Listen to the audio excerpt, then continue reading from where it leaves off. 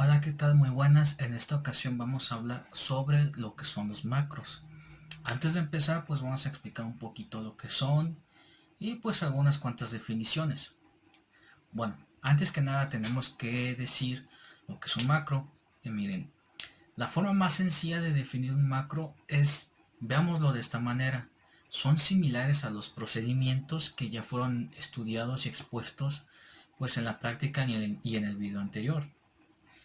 Bueno, la principal diferencia que hay entre estos dos tipos de ayuda, vamos a considerarlo así, para la modularización en lenguaje ensamblador. Recordemos que la modularización o la programación modular consiste en optimizar nuestro código, en pocas palabras, optimizar nuestro código para hacerlo más compacto, hacerlo más legible. Quiere decir que esto quiere decir, perdón, que nuestro código pueda ser más fácilmente leído por cualquier otra persona ajena al, digamos, proyecto, ¿no? En este caso, por ejemplo, yo programé este programa, por ejemplo, que vemos aquí, y utilicé macros y todo, y alguien más que no participó en la creación de este programa, pues le resulta un poco más fácil leer y comprender lo que está pasando con simplemente ver los macros. eh, Sin la necesidad de ver todo el código en sí, en general. Bueno, la diferencia entre estos dos es que, por ejemplo, cuando nosotros hacemos un llamado al procedimiento, a un procedimiento, perdón, estamos desviando el flujo del control del programa a ese procedimiento y que se ejecuten las instrucciones dentro de este. Una vez que termina, pues regresa al control normal del programa a la siguiente instrucción que estaba después del llamado del procedimiento. Bueno, ahora en este caso, lo que hacen los macros, bueno, como los definimos con un nombre, en este caso, por ejemplo, les podemos poner mensajes macro y así lo podemos definir. Más al rato, bueno, en un momento más hablaré sobre los parámetros, pero en este momento vamos a definir uno sencillo, por ejemplo, que diga mensajes macro o imprimir macro, por ejemplo, ¿no? Así sin procedimientos, así un macro sencillo. Bueno, eh, cuando nosotros mandamos llamar este macro, lo que hace realmente el código ejecutable, donde se hizo el llamado a este macro, va a sustituir el nombre del macro por el código que corresponde a ese macro. Es decir, va a copiar el código que viene incluido dentro del macro y lo va a pegar, perdón, lo va a pegar bueno, lo va a pegar en donde lo estamos mandando llamar. Es como si se reemplazara el nombre por el código. Y si suena algo como un poco, ¿cómo decirlo? Quizás contraproducente, ¿no? Porque nuestro macro, pongamos que es uno nada más y que consta de 10 instrucciones dentro, ¿no? Es un macro muy sencillo. Bueno, ni tan sencillo, porque los más sencillos constan a veces nada más de 3 o 4 instrucciones. Un macro de 10 instrucciones, pues más o menos ya es algo grande. En este caso, lo que también diferencia los procedimientos de los macros es que tenemos que los procedimientos pueden ser tan largos como se necesiten y tan cortos como se pueda. En este caso, los macros se busca, bueno, no se busca, perdón. En los macros no hay un límite de instrucciones para ellos. Un poquito más adelante vamos a hablar sobre eso, pero hay macros que se les conoce como macroprocedimientos o definición de macroprocedimientos. Estos son llamados así porque son macros que dentro de ellos contienen procedimientos. Normalmente son de tipo near, o sea, próximo, cercano, porque normalmente a los macros se les hace un llamado externamente. En este caso, estos macros se encuentran almacenados en otro archivo y desde nuestro programa principal los mandamos llamar. Es por ello que los procedimientos dentro de estos macros siempre van a ser de tipo near, o sea, cercanos. Muy difícilmente van a ser de tipo far. ¿Por qué? Porque son locales, se encuentran en el mismo archivo. Recordemos que de tipo far únicamente serviría si son procedimientos externos. En este caso hay un poco de redundancia aquí, lo sé. No son procedimientos locales para nuestro archivo o nuestro programa principal, pero son locales, son internos para el macro que es externo. Sé que suele ser un poco confuso, pero agarrando un poco de práctica, leyendo y, bueno, valga la redundancia de nuevo, practicando, es que se disipan estas pequeñas dudas, ¿no? Estos tipos de, estas pequeñas redundancias que pueden parecer al momento de decirlo en voz alta, porque, bueno, uno está trabajando y no se da cuenta de que, bueno, este lo voy a declarar de tipo NIR, porque sé que este procedimiento es local a este macro. Y dicho así como que no suena tan redundante o no suena como disparate. Pero diciéndolo así en voz alta como lo acabo de decir, puede sonar que sí. Pero bueno, nada más es que hay que aclarar y ver por qué se le está llamando así y por qué, bueno, por qué son así. Bueno, perdón, me desvié un poco. Retomando. Entonces, hablando, bueno, seguimos con los macros. Estos también se diferencian de los procedimientos. ¿Por qué? Bueno, tenemos que los procedimientos normalmente se encuentran en otro archivo .asm, o sea, otro archivo ensamblador, otro programa, en pocas palabras. En este caso, los macros se recomienda siempre tenerlos en un archivo de texto. Y la primera vez que lo vi y lo leí, como que no me hacía mucho sentido. ¿Por qué no simplemente agarrar otro programa u otro archivo .asm y poner ahí, depositar ahí mis macros? Bueno, eh, llegué a la conclusión de, bueno, llegué a dos conclusiones. Iba a decir, llegué a la conclusión de dos respuestas, pero bueno, llegué a dos conclusiones. Una, que al momento de utilizar archivos de texto, que en este caso en Windows vamos a utilizar .txt, la ejecución, la inclusión del código y la ejecución del mismo es más rápida. No es lo mismo procesar un archivo ensamblador que procesar un archivo de texto. Esa es una. La segunda es por la forma en que se programa en otros sistemas operativos. Desafortunadamente, bueno, entre comillas, desafortunadamente, muchas de las circunstancias para la programación en general varía mucho conforme el sistema operativo. A veces no lo notamos mucho porque, bueno, es Windows ya no vamos a entrar en discusión de si es el mejor sistema operativo para computadoras, si es Linux, si es Macintosh, lo que sea. No vamos a entrar en detalles de eso. Pero lo que sí vamos a entrar en detalles y lo que debemos reconocer es que la programación en Windows puede ser muy fácil a veces, pero hay pequeños detallitos en los que no se pueden hacer varias cosas y esos pequeños detallitos son los que nos ahorrarían demasiado trabajo.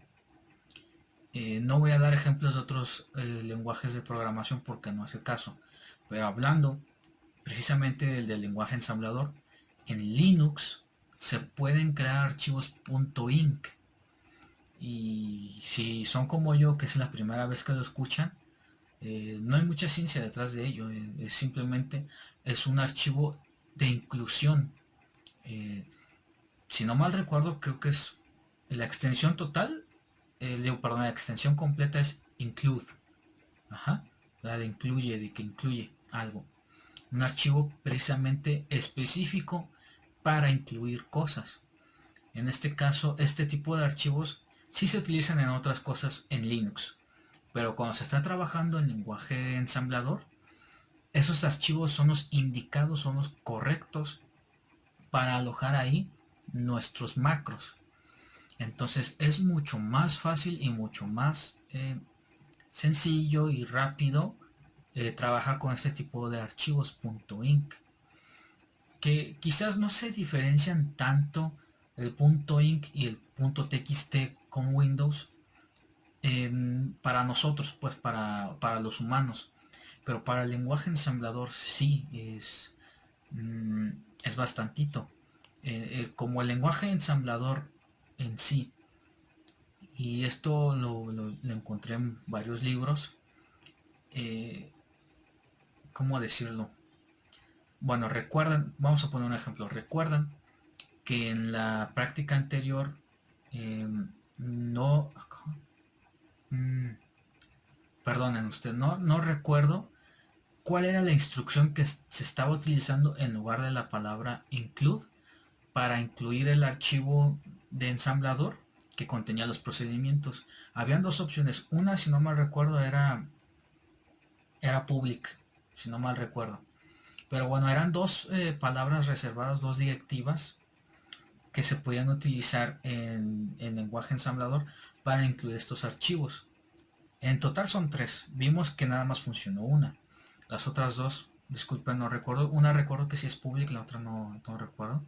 Precisamente porque no funcionan para el emulador 8086, pues las descarté totalmente. Pero bueno, a lo que voy. Así como existen varios, varias directivas que pueden funcionar en un emulador como pueden funcionar en otro como en otro, ninguna puede funcionar porque puede pasar. Es lo mismo con los tipos de archivos que está manejando el emulador. Algo curioso también está en que, por ejemplo, si nosotros utilizáramos, creo que no hay una versión de EMU8086 para Linux como esta, como tal. Mm, no recuerdo cuál es la que utilizan, creo que utilizan TAS-M, que si no mal recuerdo. Pero bueno, la sintaxis es muy similar a la del EMU8086. Pero a lo que voy con todo esto es que dependiendo de nuestro sistema operativo es conforme podemos trabajar mejor o peor en el lenguaje ensamblador. Claro está que, bueno, esto es obvio, ¿no? Pero en este caso en específico que necesitamos un emulador forzosamente, este tipo de situaciones puede ser muy, bueno, pueden llegar a ser un dolor de cabeza o pueden llegar a ser interesantes. En mi caso no suponen realmente un dolor de cabeza, sino resulta algo interesante ver cómo las cosas pueden cambiar de un sistema operativo a otro. Bueno, dicho todo esto, creo que ya no hay más que abarcar de los macros. O bueno, algo que se puede decir también, la potencia que pueden tener o que pueden generar los macros en cuestión, potencia en cuestión de programación, de programar, no de potencia en el disco, nada de eso, no, sino la potencia que puede tener un macro en el lenguaje ensamblador es tanta que incluso hay autores, hay escritores, hay blogueros que consideran a los macros como un sublenguaje para el lenguaje ensamblador, porque esta es capaz de reservar espacio en memoria, es capaz de declarar variables, es capaz de muchas cosas gracias a que estos macros permiten parámetros y permiten parámetros los que tú quieras, los que uno desee. Es por ello que son tan potentes hablando en programación, hablando de en la codificación. Entonces me sorprendió mucho ver ese tipo de, pues digamos, de circunstancias, de situaciones en las que consideran a los macros como un sublenguaje. Entonces, esto quiere decir que si nosotros como programadores eh, nos diéramos a la tarea de sustituir todas las instrucciones sencillas, simples para un programa y convertirlas en macros, para únicamente hacerles su llamada y asignarles eh, el parámetro que está declarado en el macro para realizar la función que sea, pues podríamos hacer un programa muy pequeño en cuestión de líneas de código en el programa principal, con, pues bueno, valga la redundancia, ¿cómo decirlo? No sé si me estoy dando a entender. O sea, podríamos tener un programa de 50 líneas en nuestro programa principal que esté haciendo un llamado a tantos macros como sean necesarios y que nuestro archivo donde se ubican, donde se guardan los macros, tengamos 200 macros, por ejemplo. Podría ser algo, algo así, ¿no? Pero aquí está el detalle. Sí, podríamos hacer eso, pero es caer en una desventaja muy grande. Porque, bueno, una de dos. El programa principal se va a tardar mucho en procesar todos los macros que estén escritos, se estén utilizando o no. De todos modos los tiene que leer. Aunque los mandes llamar o no, los va a leer. Precisamente porque si el macro que tú necesitas está aquí, o sea, la mitad del código, pues va a empezar a leer desde acá. O sea, es lo que tiene que hacer. Es, es contraproducente hacer eso. Entonces, bueno, dije una de dos. Esa sería la primera. La segunda, supongamos que creamos un programa lenguaje ensamblador colosal, en el sentido de que nos resuelve un problema mundial, por así decirlo, en algún proceso. Uh-huh. Y hace uso de pues 300 macros, pero nuestro programa principal no pasa ni siquiera de 300 líneas de código, que es para este curso lo que hemos desarrollado. 300 líneas de código, pues sí es mucho, pero no tanto realmente. Yo he presentado programas con hasta 400 líneas de código, pero no desviándonos, perdón, lo que trato de decir es que si utilizáramos todos esos macros, en este caso di ejemplo 300, el programa va a tardar bastante en ejecutarse, bastantísimo. Y estoy seguro que el tiempo que tarda en ejecutarse va a ser muy, muy contraproducente. Esto quiere decir, o bueno, esto puede ser porque como dije, aquí estoy mandando llamar, en mi programa principal estoy mandando llamar a un macro, pero mi macro tiene 50 instrucciones y abajo mando llamar a otro que tiene 70 instrucciones. Recordemos que el código que está en nuestro archivo de macros se va a copiar y se va a pegar aquí donde se le mandó llamar, perdón, donde se le mandó llamar. Entonces, 50 y 70 líneas de código ya tendríamos 120 acá copiadas. Entonces, realmente lo único que se recomienda con los macros es crear y utilizar los que necesita el programa que vas a realizar. Bueno, ya me fui un poquito muy de largo, pero sí son cosas que se deben saber y se deben de considerar al momento de crear macros para un programa. Bueno, en este caso aquí podemos, ¿dónde está mi mouse? Aquí está. Aquí podemos ver que tenemos uno muy sencillo. Aquí como podemos ver, estamos haciendo el include a perdón, a nuestro archivo macros.txt. Si lo abrimos, aquí está, miren.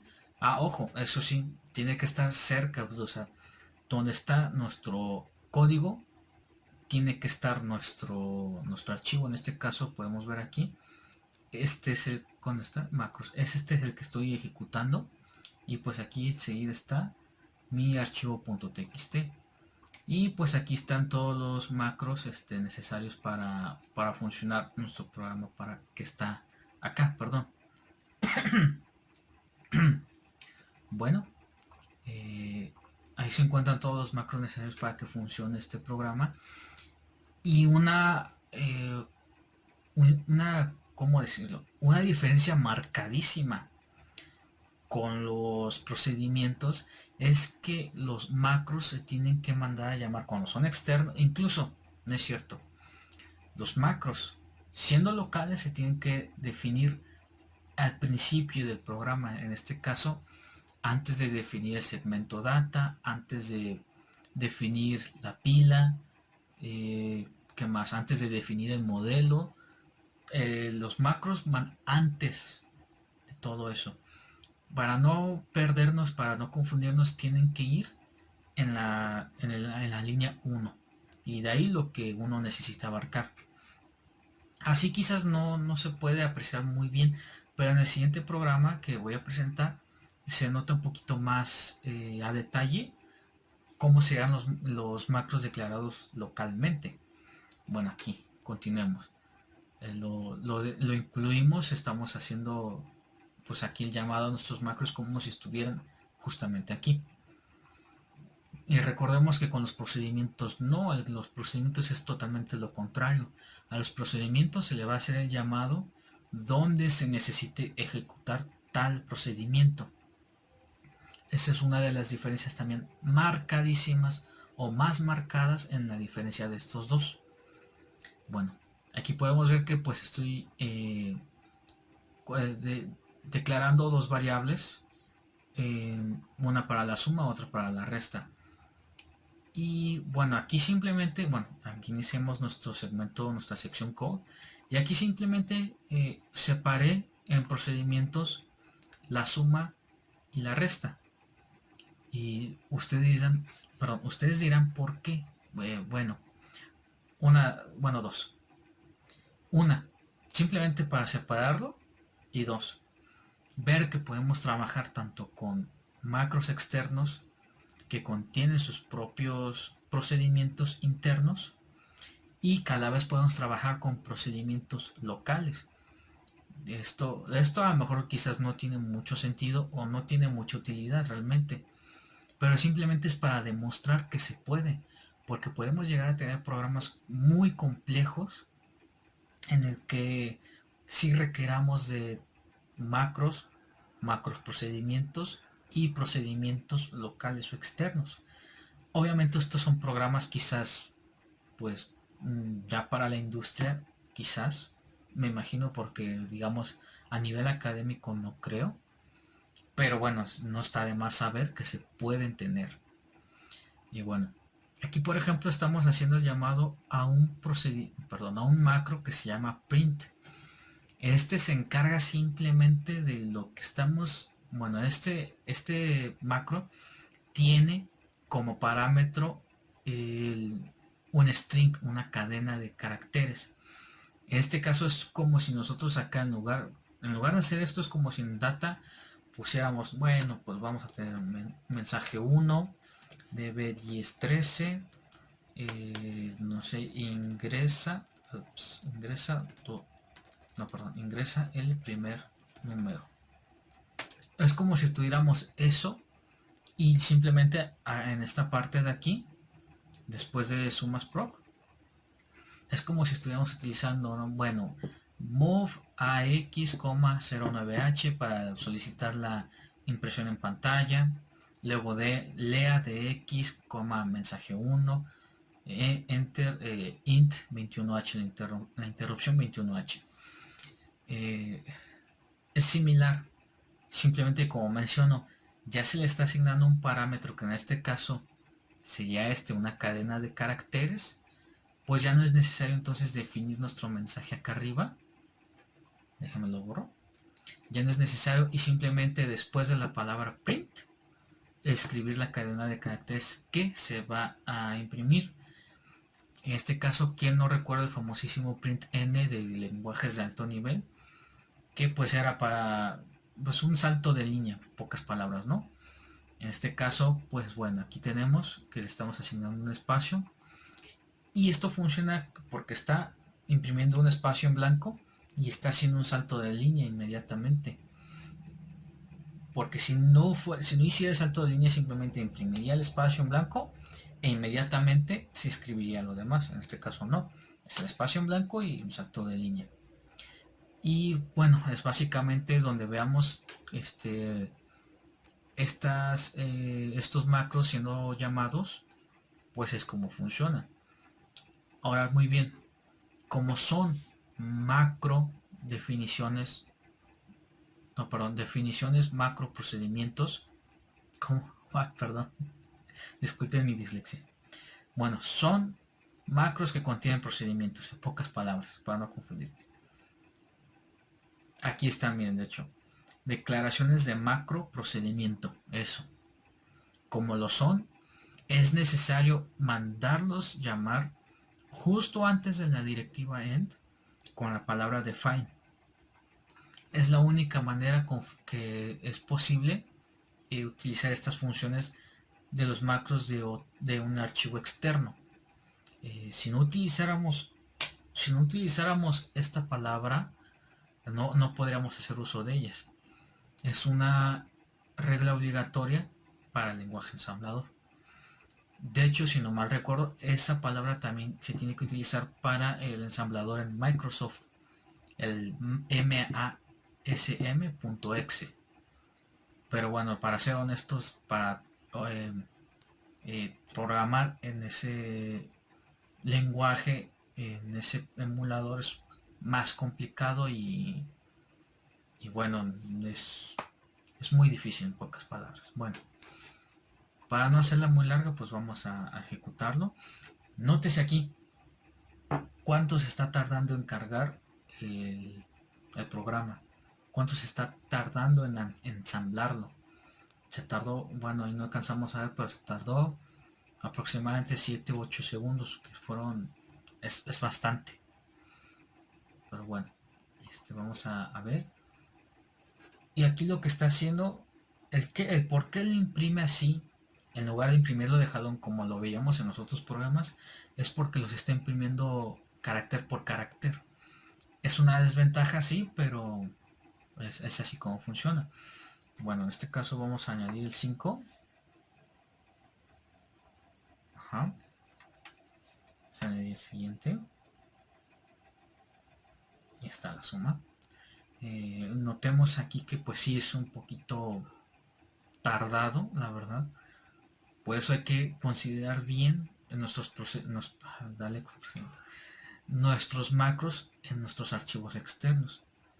En este caso, pues vamos a darle un 10. Ajá. Y vamos a restarle un 5. Bueno, tenemos que la resta es 5 y bueno, un enter para salir. Listo. Entonces, ahora nótese la diferencia.